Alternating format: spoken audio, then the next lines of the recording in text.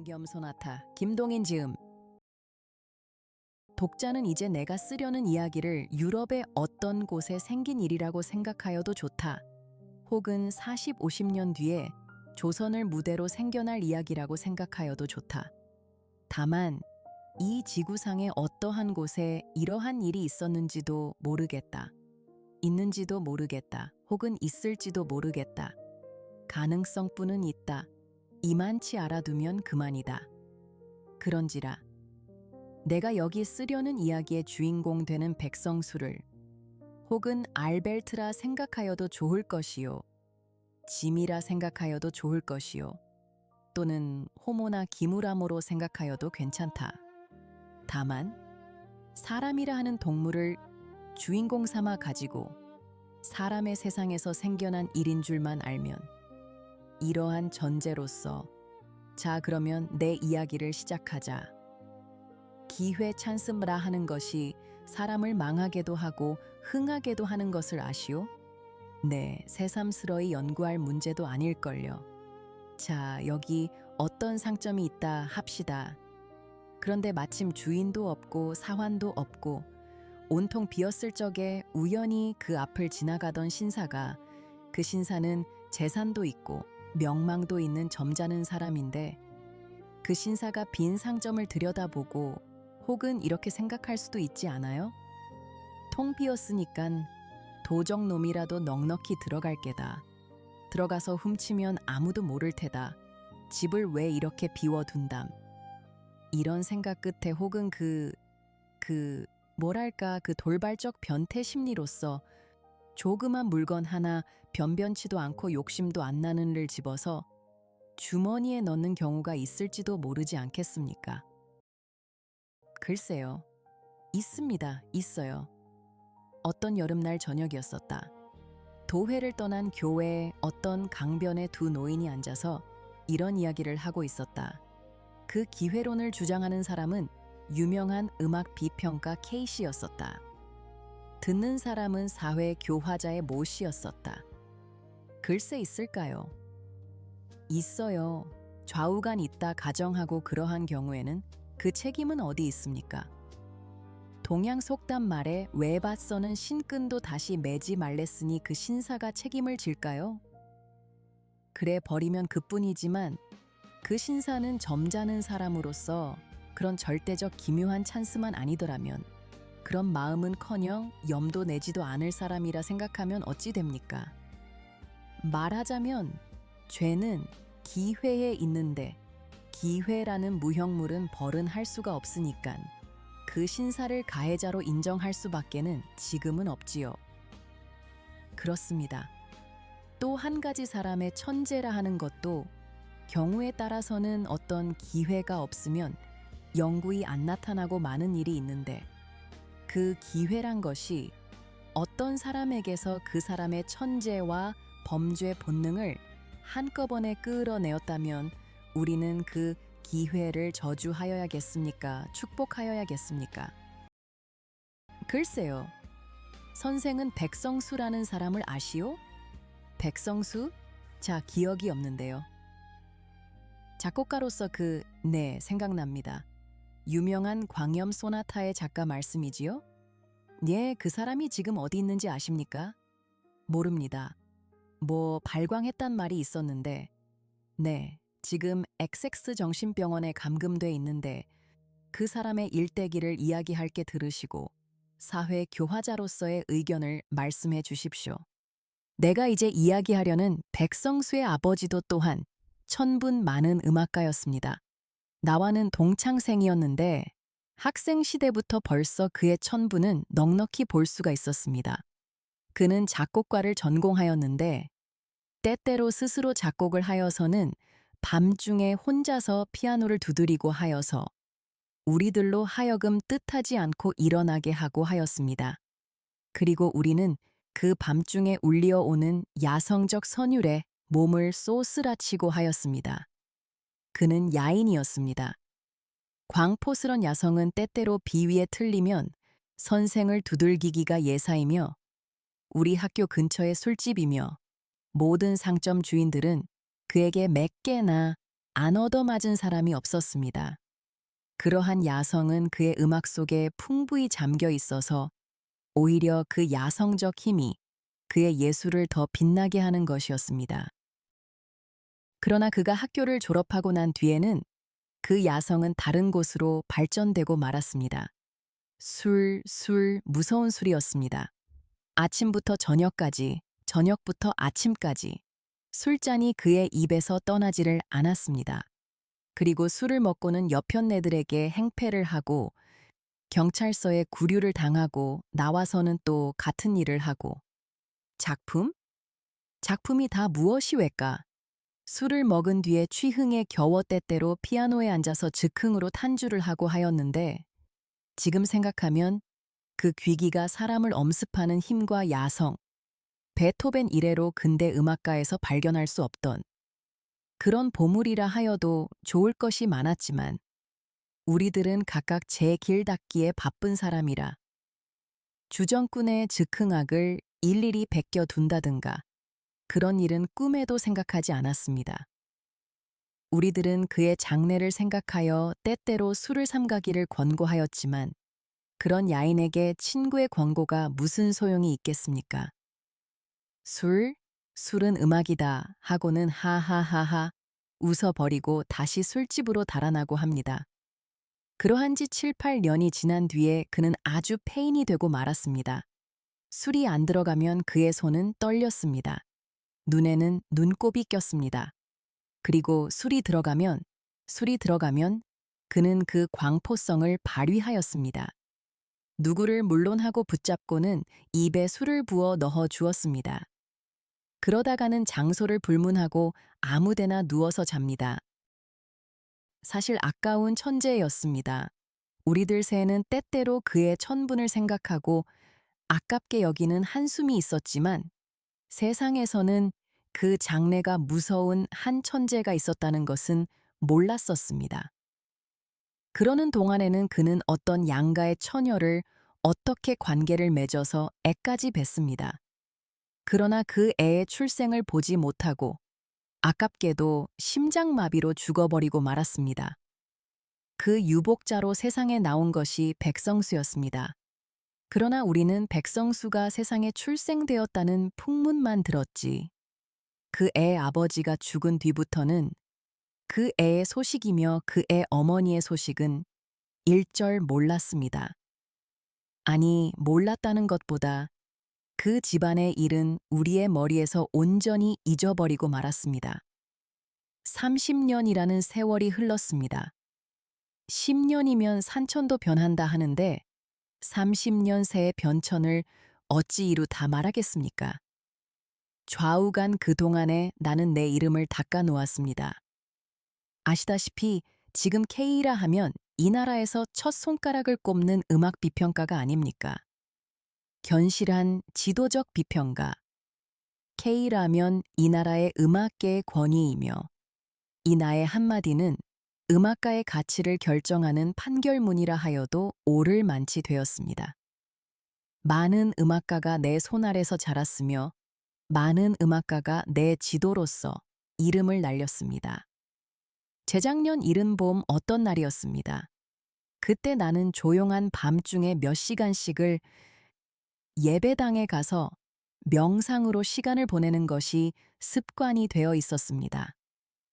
언덕 위에 홀로 서 있는 집으로서 조용한 밤중에 혼자 앉아 있노라면 때때로 들보에서 놀라 깬 비둘기의 날개 소리와 간간이 기둥에서 뚝뚝하는 소리밖에는 아무 소리도 들리지 않는, 말하자면 나 같은 괴상한 성미를 가진 사람이 아니면 돈을 주면서 들어가래도 들어가지 않을 음침한 집이었습니다.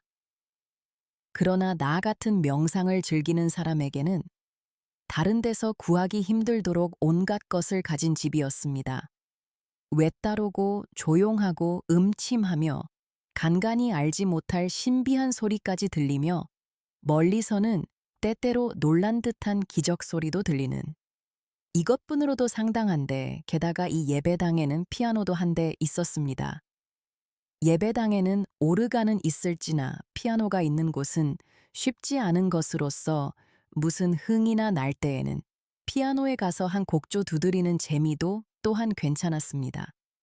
그날 밤도 아마 2시는 지났을걸요. 그 예배당에서 혼자서 눈을 감고 조용한 맛을 즐기고 있노라는데 갑자기 저편 아래에서 제재하는 소리가 납디다. 그래서 눈을 번쩍 뜨니까 화광이 충천하였는데 내다보니까 언덕 아래 어떤 집이 불이 붙으며 사람들이 왔다 갔다 야단이었습니다. 이렇게 말하면 어떨지 모르지만 그다지 멀지 않은 곳에서 불 붙는 것을 바라보는 맛도 괜찮은 것이었습니다. 일어서는 불길이며 퍼져나가는 연기, 불시에 날아나는 양, 그 가운데 거뭇거뭇 보이는 기둥, 집의 송장, 제재거리는 사람의 무리. 이런 것은 어떻게 생각하면 과연 시도 될지며 음악도 될 것이었습니다. 옛날에 네로가 로마에 불 붙는 것을 바라보면서 자기는 비파를 들고 노래를 하였다는 것도 음악가의 견지로 보면 그다지 나무랄 것이 아니었습니다. 나도 그때의 그 불을 보고 차차 흥이 났습니다. 네로를 본받아서 나도 즉흥으로 한 곡조 두드려 볼까. 어렴풋이 이런 생각을 하며 나는 그 불을 정신없이 바라보고 있었습니다. 그때였습니다.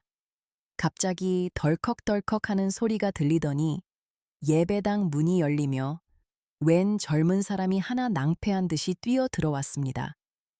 그리고 무엇에 놀란 사람같이 두리번 사면을 살피더니 그래도 내가 있는 것은 못 보았는지 저편에 있는 창 안에 가서 숨어서서 아래서 붙는 불을 내다봅니다. 나도 꼼짝을 못하였습니다. 좌우간 심상스런 사람은 아니요. 방화범이나 도적으로밖에는 인정할 수 없지 않겠습니까? 그래서 꼼짝을 못하고 서 있노라니까 그 사람은 한숨을 쉽니다. 그리고 맥없이 2팔을 느리고 도로 나가려고 발을 때려다가 자기 곁에 피아노가 놓인 것을 보더니 교의를 끌어다 놓고 피아노 앞에 주저앉고 말겠지요. 나도 거기는 그만 직업적 흥미에 끌렸습니다. 그래서 무엇을 하나 보자 하고 있노라니까 뚜껑을 열더니 한번 뚱하고 시험을 해보아요. 그리고 조금 있더니 다시 뚱뚱하고 시험을 해보겠지요. 이때부터 그의 숨소리가 차차 높아 가기 시작했습니다. 씩씩거리며 몹시 흥분된 사람같이 몸을 떨다가 벼락같이 양손을 키 위에 갖다가 덮었습니다. 그 다음 순간으로 C샤프 단음계의 알레그로가 시작되었습니다. 처음에는 다만 흥미로써 그의 모양을 엿보고 있던 나는 그 알레그로가 울리어 나오는 순간 마음은 끝까지 긴장되고 흥분되었습니다. 그것은 순전한 야성적 음향이었습니다. 음악이라 하기에는 너무 힘있고 무기교이었습니다. 그러나 음악이 아니라기에는 거기는 너무 괴롭고도 무겁고 힘있는 감정이 들어 있었습니다. 그것은 마치 야반의 종소리와도 같이 사람의 마음을 무겁고 음침하게 하는 음향인 동시에 맹수의 부르짖음과 같이 사람으로 하여금 소름 돋치게 하는 무서운 감정의 발현이었습니다. 그 야성적 힘과 남성적 부르짖음, 그 아래 감추어 있는 침통한 주림과 아픔, 순박하고도 아무 기교가 없는 그 표현. 나는 덜썩 그 자리에 주저앉고 말았습니다. 그리고 음악가의 본능으로서 뜻하지 않고 주머니에서 오선지와 연필을 꺼내었습니다. 피아노에 울리어 나아가는 소리에 따라서 나의 연필은 오선지 위에서 뛰놀았습니다. 좀 급속도로 시작된 빈곤, 거기 연하여 주림, 꺼져가는 불꽃과 같은 목숨, 그러한 것을 지나서 한참 연속되는 완서조의 압축된 감정, 갑자기 튀어져 나오는 광포, 거기 연한 쾌미 홍소 이리하여 주화조로서 탄주는 끝이 났습니다. 더구나 그 속에 나타나 있는 압축된 감정이며 주림 또는 맹렬한 불길 등이 사람의 마음에 주는 그 처참함이며 광포성은 나로 하여금 아직 문명이라 하는 것의 은택에 목욕하여 보지 못한 야인을 연상케 하였습니다. 탄주가 다 끝이 난 뒤에도 나는 정신을 못 차리고 만견히 앉아 있었습니다. 물론 조금이라도 음악에 소양이 있는 사람일 것 같으면 이제 그 소나타를 음악에 대하여 정통으로 아무러한 수양도 받지 못한 사람이 다만 자기의 천재적 즉흥뿐으로 탄주한 것임을 알 것입니다. 해결이 없이 감칠도 화현이며 증육도 화현을 범벅으로 섞어 놓았으며 금칙인 병행 오팔도까지 집어넣은 것으로서 더구나 스케르초는 온전히 뽑아먹은 대담하다면 대담하고 무식하다면 무식하달 수도 있는 방분자유한 소나타였습니다. 이때 문득 내 머리에 떠오른 것은 30년 전에 심장마비로 죽은 백이었습니다. 그의 음악으로서 만약 정통적 훈련만 뽑고 거기다가 야성을 더 집어넣으면 지금 내 눈앞에 있는 그 음악가의 것과 같은 것이 될 것이었습니다. 귀기가 사람을 엄습하는 듯한 그 힘과 방분스런 표현과 야성, 이것은 근대 음악객에 구하기 힘든 보물이었습니다. 그 소나타에 취하여 한참 정신이 어리둥절히 앉았던 나는 고즈넉이 일어서서 그 피아노 앞에 가서 그의 어깨에 가만히 손을 얹었습니다. 한 곡조를 타고 나서 아주 곤한 듯이 정신이 없이 앉아있던 그는 펄떡 놀라며 일어서서 내 얼굴을 보았습니다. 제인에 몇 살 났나? 나는 그에게 이렇게 첫말을 물었습니다. 가슴이 답답한 나로서는 이런 말밖에는 갑자기 다른 말이 생각 안 났습니다. 그는 높은 창에서 들어오는 달빛을 받고 있는 내 얼굴을 한순간 쳐다보고 머리를 돌이키고 말았습니다. 배고프나? 나는 두 번째 그에게 물었습니다. 그는 시끄러운 듯이 벌떡 일어섰습니다. 그리고 달빛이 비친 내 얼굴을 정면으로 바라보다가 아, K 선생님 아니세요? 하면서 나를 붙들었습니다. 그래서 그렇노라고 하니깐 사진으로는 늘 봤습니다마는 하면서 다시 맥없이 나를 놓으며 머리를 돌렸습니다. 그 순간, 그가 머리를 돌이키는 순간 달빛에 얼핏 나는 그의 얼굴을 처음으로 보았습니다. 그리고 나는 거기서 뜻밖의 30년 전에 죽은 벗백의 모습을 발견하였습니다. 자, 자네 이름이 뭐인가? 백성수. 백성수 그 백의 아들이 아닌가. 30년 전에 자네가 나오기 전에 세상 떠난. 그는 머리를 번쩍 들었습니다. 네? 선생님 어떻게 아세요? 백아의 아들인가 같이도 생겼다. 내가 자네의 아버지와 동창이네. 아, 역시 그 애비의 아들이다. 그는 한숨을 길게 쉬며 머리를 수그려 버렸습니다.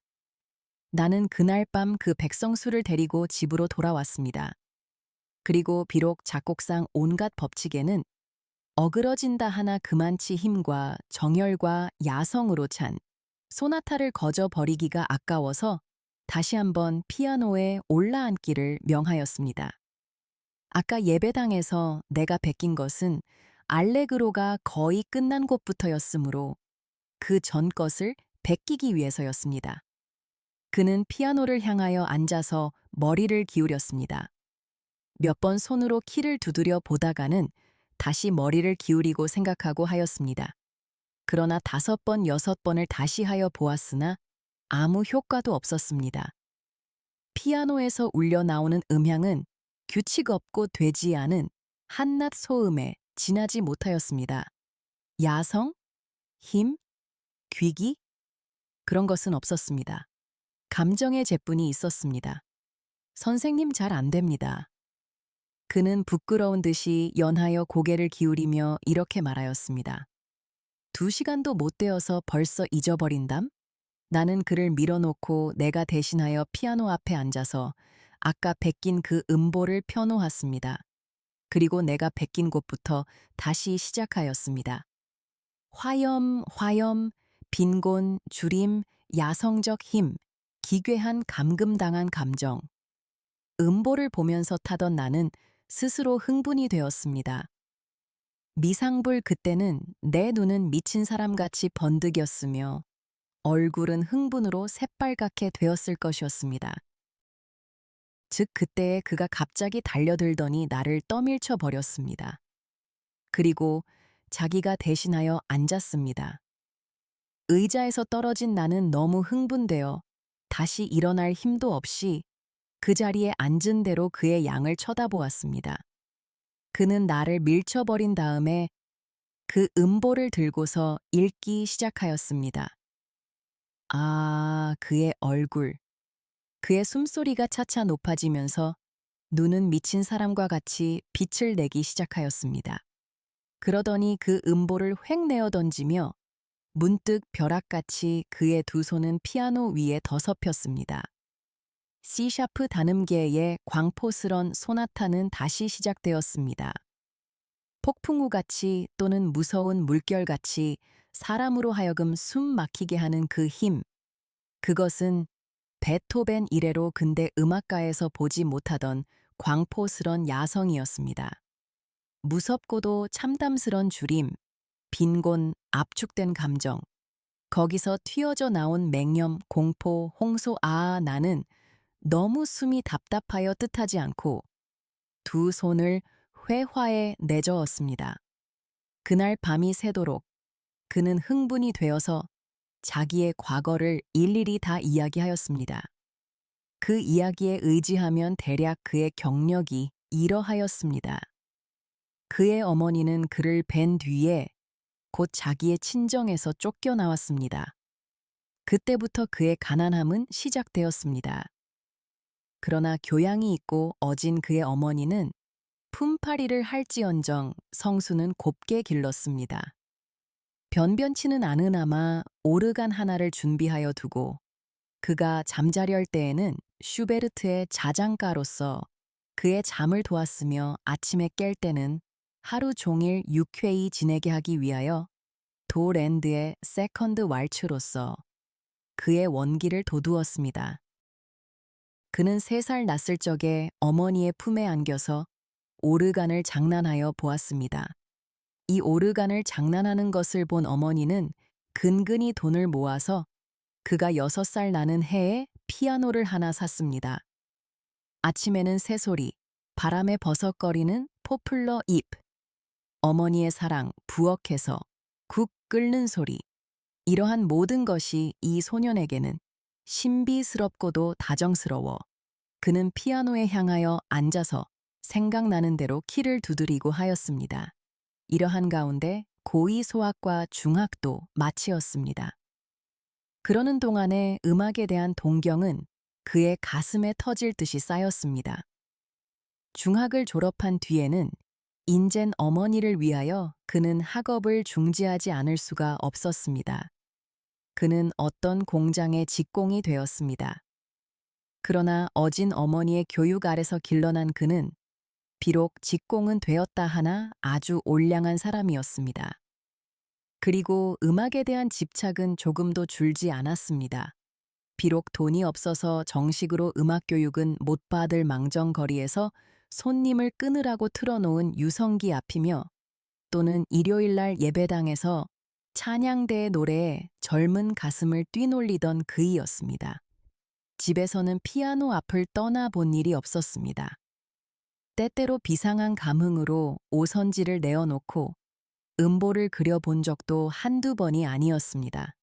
그러나 이상한 것은 그만치 뛰놀던 열정과 터질 듯한 감격도 음보로 그려놓으면 아무 긴장도 없는 싱거운 음계가 되어버리고 하였습니다. 왜? 그만치 천분이 있고 그만치 열정이 있던 그에게서 왜 그런 재와 같은 음악만 나왔느냐고 물으실 테지요. 거기 대하여서는 이따가 설명하리다.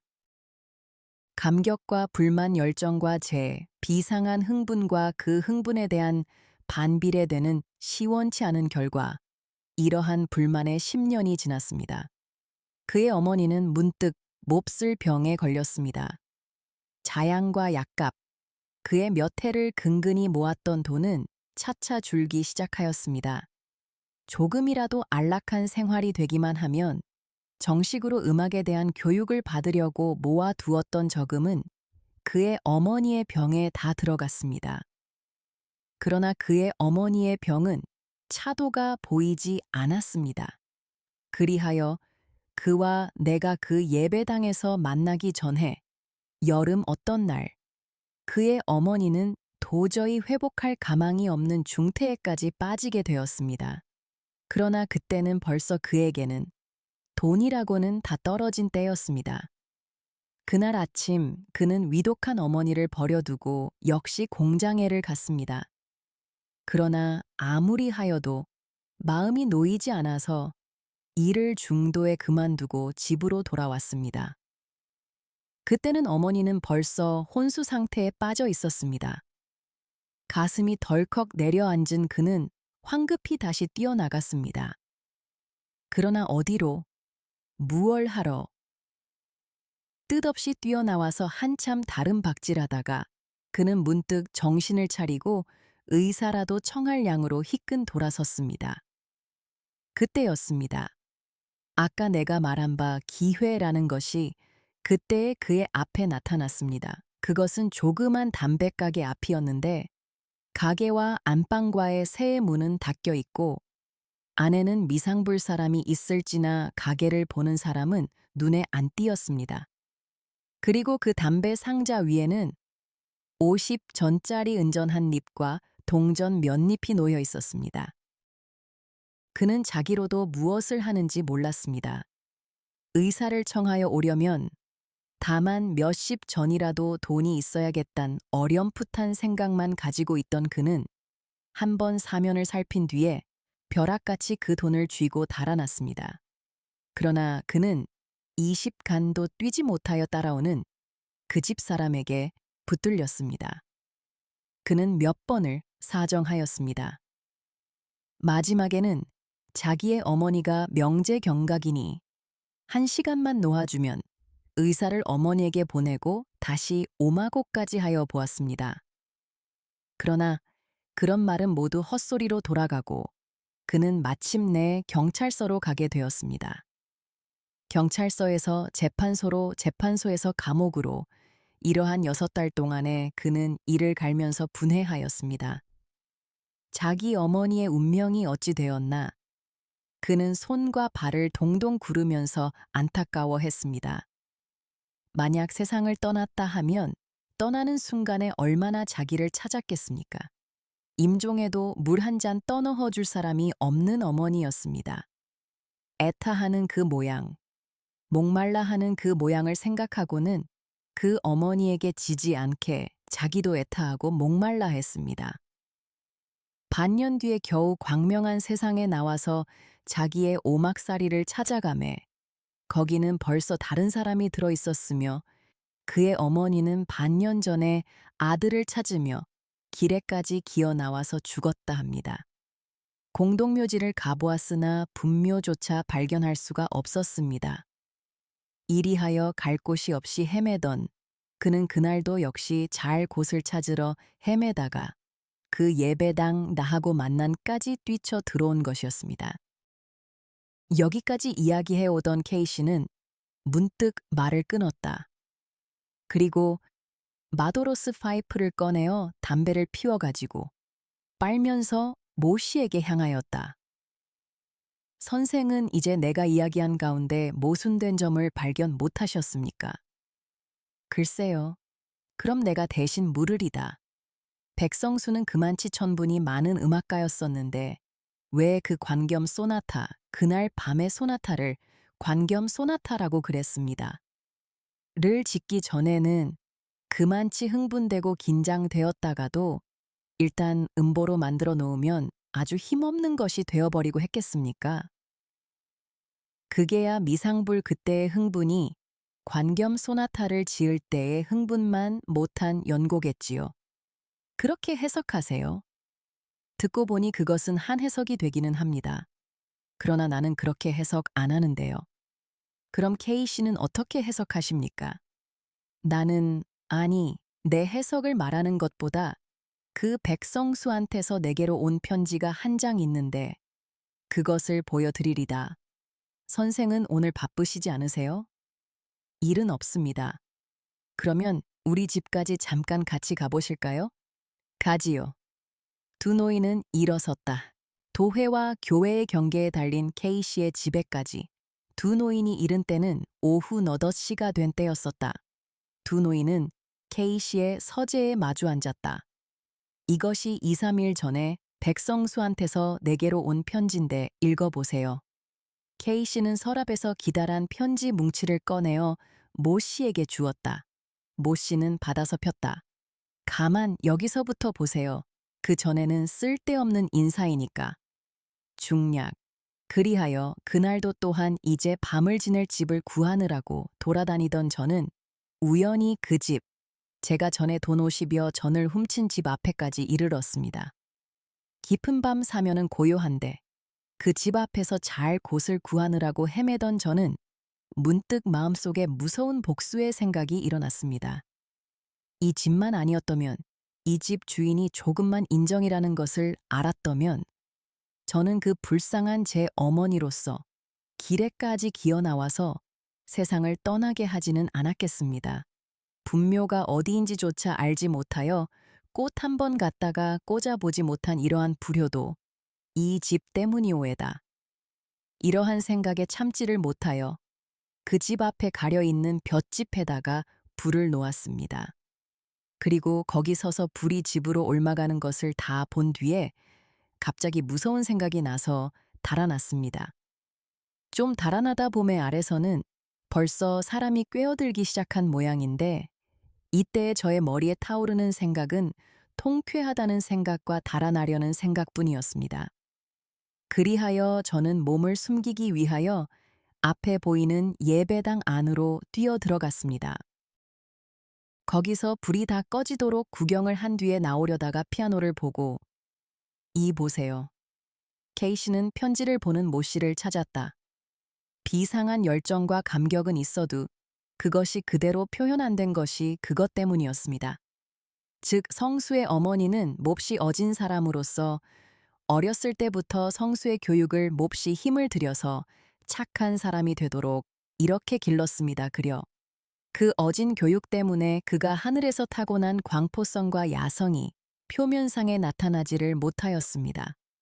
그 타오르는 야성적 열정과 힘이 음보로 그려놓으면 아주 힘없는, 말하자면 김 빠진 술과 같이 되고 하는 것이 모두 그 때문이었습니다. 그려. 점잖고 어진 교훈이 그의 천분을 못 발휘하게 한 셈이지요.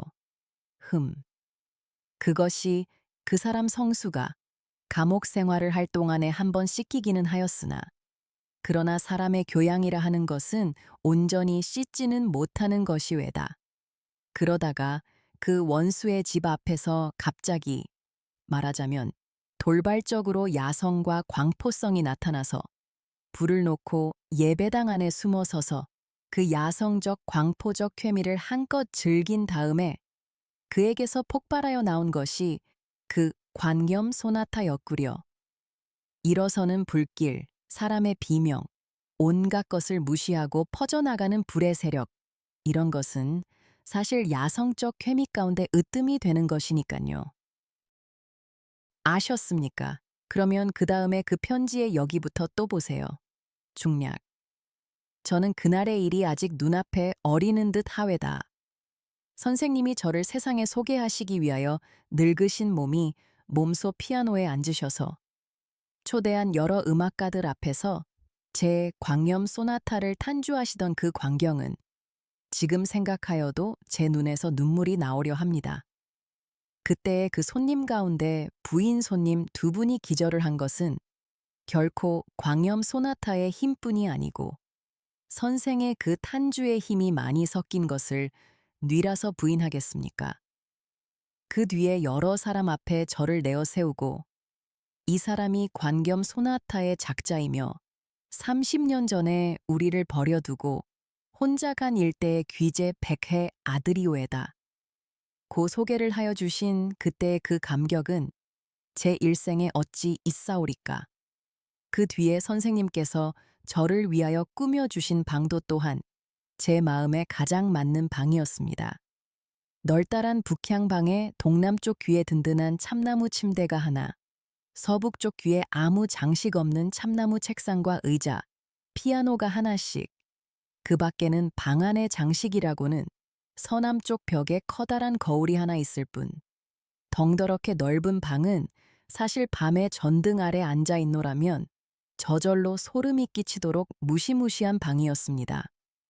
게다가 방 안은 모두 검은 칠을 하고 창 밖에는 늙은 회나무의 고목이 한 그루 서 있는 것도 과연 귀기가 돌았습니다. 이러한 가운데서 선생님은 저로 하여금 방분스러운 음악을 낳도록 애써 주셨습니다.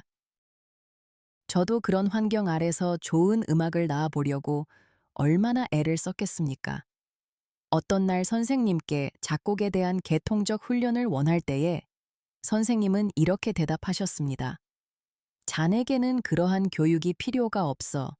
마음대로 나오는 대로 하게. 자네 같은 사람에게 계통적 훈련이 들어가면 자네의 음악은 기계화해버리고 말아. 마음대로 온갖 규칙과 규범을 무시하고 가슴에서 터져 나오는 대로. 저는 이 말씀의 뜻을 똑똑히는 몰랐습니다. 그러나 대략한 의미뿐은 통하였습니다. 그리하여 저는 마음대로 한껏 자유스러운 음악의 경지를 개척하려 하였습니다. 그러나 그동안에 제가 산출한 음악은 모두 이상희도 저의 이전, 제 어머니가 아직 살아계실 때 옛것과 마찬가지로 아무러한 힘도 없는 음향의 유희에 지나지 못하였습니다. 저는 얼마나 초조하였겠습니까?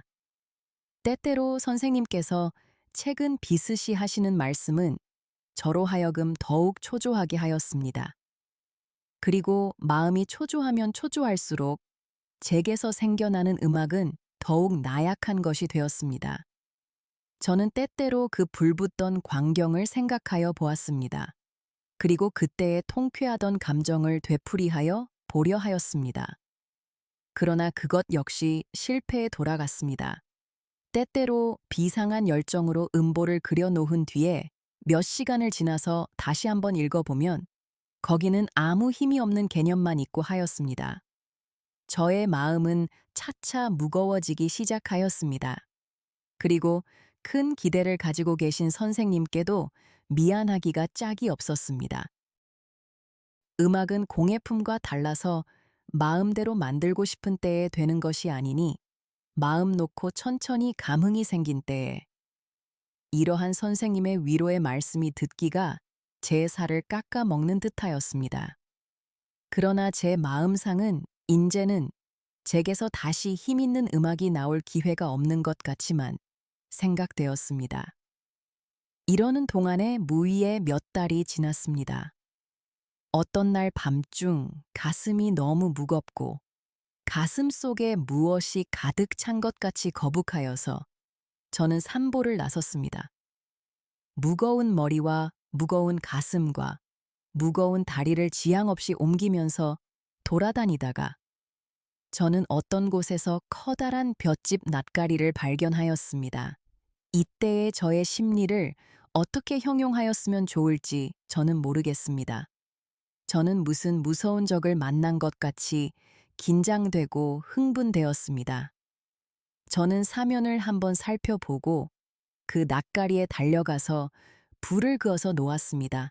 그리고 갑자기 무서움증이 생겨서 돌아서서 달아나다가 멀찌감히까지 달아나서 돌아보니까 불길은 벌써 하늘을 찌를 듯이 일어났습니다. 왁왁 꺄꺄. 사람들이 부르짖는 소리도 들렸습니다. 저는 다시 그곳까지 가서 그 무서운 불길에 날아 올라가는 볏짚이며 그 낫가리에 연달아 있는 집을 헐어내는 광경을 구경하다가 문득 흥분되어서 집으로 돌아왔습니다. 그날 밤에 된 것이 성난 파도이었습니다.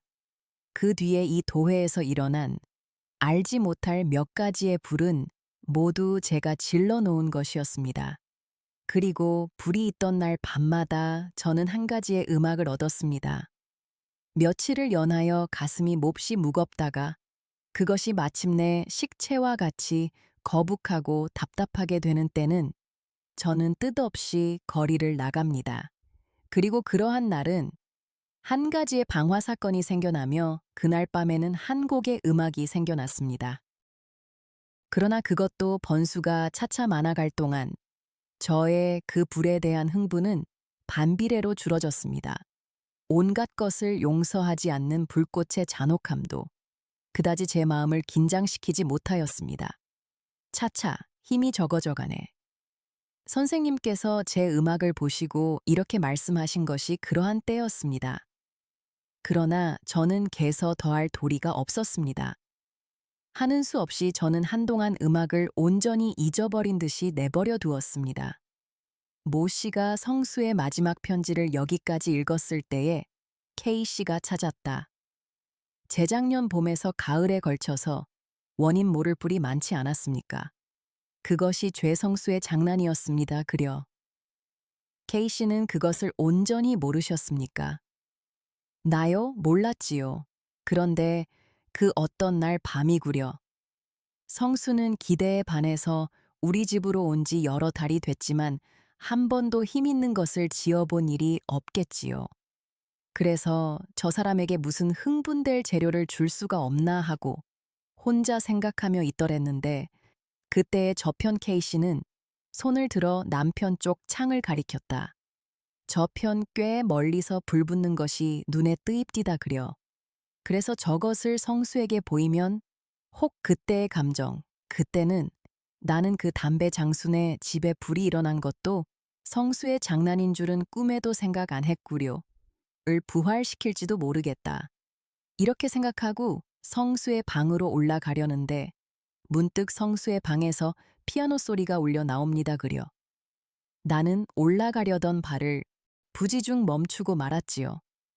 역시 C샤프 단음계로서 제일 곡은 뽑아먹고 아다지오에서 시작되는데 고요하고 잔잔한 바다, 수평선 위로 넘어가려는 저녁해. 이러한 온화한 것이 차차 스케르초로 들어가서는 소낙비, 풍랑, 번개질, 무서운 바람소리, 우레질, 전복되는 배, 곤에서 물에 떨어지는 갈매기, 한번 뒤집어지면서 해일에 쓸려 나가는 동네 사람의 부르짖음 흥분에서 흥분, 광포에서 광포, 야성에서 야성, 온갖 공포와 포악한 광경이 눈앞에 어릿거리는데 이 늙은 내가 그만 흥분에 못 견디어 뜻하지 않고 그만두어 달라고 고함친 것만으로도 짐작하시겠지요. 그리고 올라가서 보니깐 그는 탄주를 끝내고 피곤한 듯이 피아노에 기대고 앉아있고 이제 탄주한 것은 벌써 성난 파도라는 제목 아래 음보로 되어 있습디다. 그러면 성수는 불을 2번 놓고 2음악을 얻었다는 말씀이지요?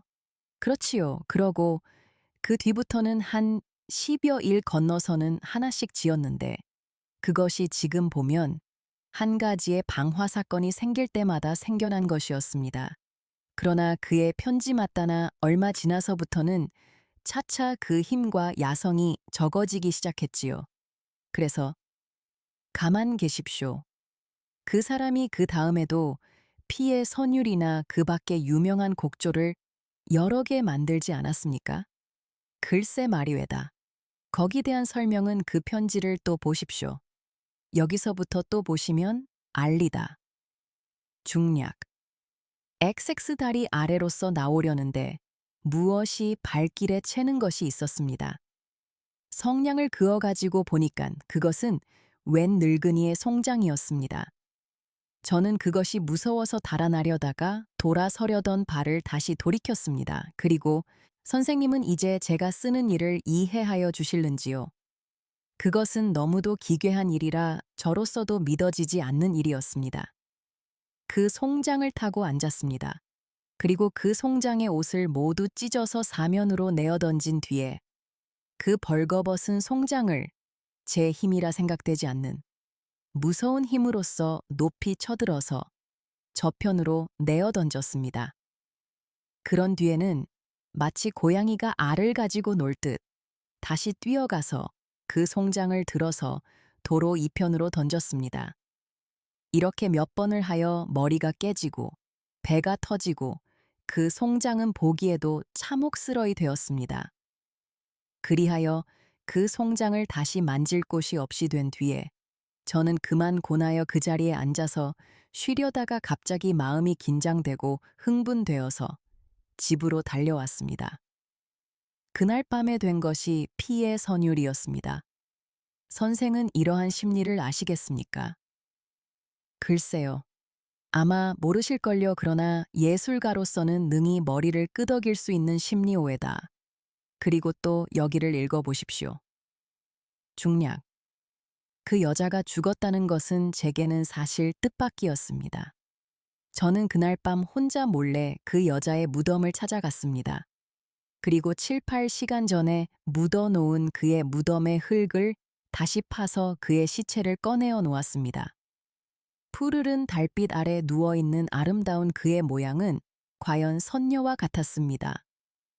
가볍게 눈을 닫고 있는 창백한 얼굴, 고든 콧날, 풀어헤친 검은 머리, 아무 표정도 없는 고요한 얼굴은 더욱 처염함을 도왔습니다. 이것을 정신이 없이 들여다보고 있던 저는 갑자기 흥분이 되어 "아, 선생님, 저는 이 아래를 쓸 용기가 없습니다. 재판소의 조서를 보시면 저절로 아실 것이올시다. 그날 밤에 된 것이 사령이었습니다. 어떻습니까?" "네? 언어도단이에요?" 선생의 눈으로는 그렇게 보이시리다. 또 여기를 읽어보십시오. 중략. 이리하여 저는 마침내 사람을 죽인다 하는 경우에까지 이르렀습니다. 그리고 한 사람이 죽을 때마다 한 개의 음악이 생겨났습니다. 그 뒤부터 제가 지은 그 모든 것은 모두 다 한 사람씩의 생명을 대표하는 것이었습니다. 인전 더 보실 것이 없습니다. 그런데 그만큼 보셨으면 성수에 대한 대략한 일은 아셨을 터인데 거기에 대한 의견이 어떻습니까? 네? 어떤 의견 말씀이오니까? 어떤 기회라는 것이 어떤 사람에게서 그 사람의 가지고 있는 천재와 함께 범죄 본능까지 끌어내었다 하면 우리는 그 기회를 저주하여야겠습니까? 혹은 축복하여야겠습니까?